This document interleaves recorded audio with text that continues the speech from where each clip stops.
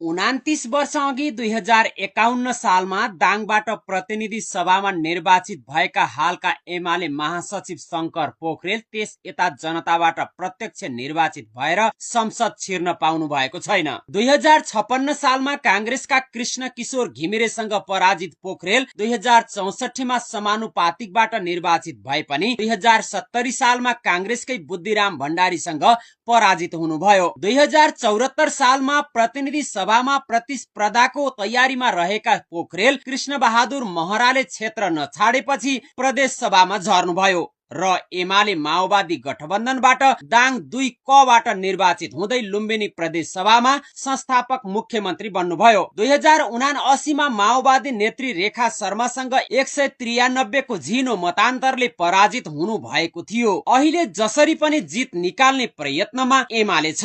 निर्वाचनमा नेकपा एमालेको उम्मेदवारका रूपमा म पराजित हुँदाखेरि दाङले धेरै गुमायो भन्ने कुराको अनुभूति बङ्गाली जनतालाई स्वयं अनुभूति भइराखेको अवस्था छ।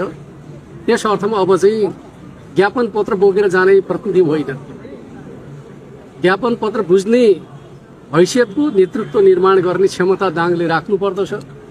अब दाङ चाहिँ माग्न जाने होइन, राष्ट्र बनाउने कामको नेतृत्व गर्ने क्षमता दाङले राख्नु पर्दछ। त्यो चिजको सन्देश 2 नम्बर क्षेत्रका जनताले दिनुहुन्छ भन्ने कुरामा म विश्वस्त छु। लामो राजनीतिक विरासत बोकेको परिवारका किरण किशोर घिमिरेलाई कांग्रेसले पहिलो पटक उम्मेद्वार बनाएको छ।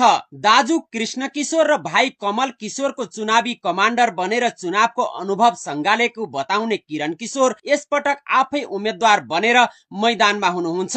आफू नयाँ उम्मेद्वार रहेकाले पनि नयाँ परिवेश र नयाँ परिस्थिति आफ्नो पक्षमा रहने घिमिरेको दाबी छ। सुशासनको थापना, भ्रष्टाचार विरुद्ध जो एउटा आम जनमत थियो, त्यो जनमतलाई सम्बोधन गर्ने पार्टी कांग्रेस भएको हुनाले व्यवस्थाको स्थायित्वका लागि, लोकतन्त्रको स्थायित्वका लागि परिवर्तित कांग्रेस बन्नुपर्छ। त्यसको लागि मेरो उम्मेदवार। कांग्रेस र माओवादी गठबन्धनबाट 2079 को निर्वाचनमा निर्वाचित रेखा शर्मा उम्मेद्वार नबनेपछि नेपाली कम्युनिस्ट पार्टीले निर्मल आचार्यलाई अघि सारेको छ।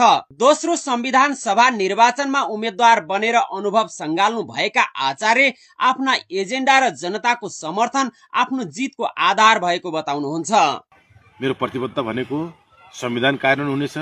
जेनजी आन्दोलनको मर्म अनुसार हामी अगाडि बढ्नेछौँ र म निर्वाचित भएर जुनसुकै ठाउँमा पुगे पनि मेरा भूमिकाहरू चेन्ज हुनेछन्, बदलिनेछन्, तर म जस्ताको तस्तै हुनेछु व्यक्तिको रूपमा र जनताले दैलो उगार्दाखेरि भेटिने उम्मेदवारको रूपमा, जनप्रतिनिधिको रूपमा, जनताको सेवकको रूपमा सदैव रहनेछु। 2079 को निर्वाचनमा 15,861 मत सहित तेस्रो भएको राष्ट्रिय स्वतन्त्र पार्टीले यस अघिका उम्मेद्वार विशाल अधिकारीलाई पाखा लगाउँदै सह महामन्त्री विपिन आचार्यलाई उम्मेद्वार बनाएको छ।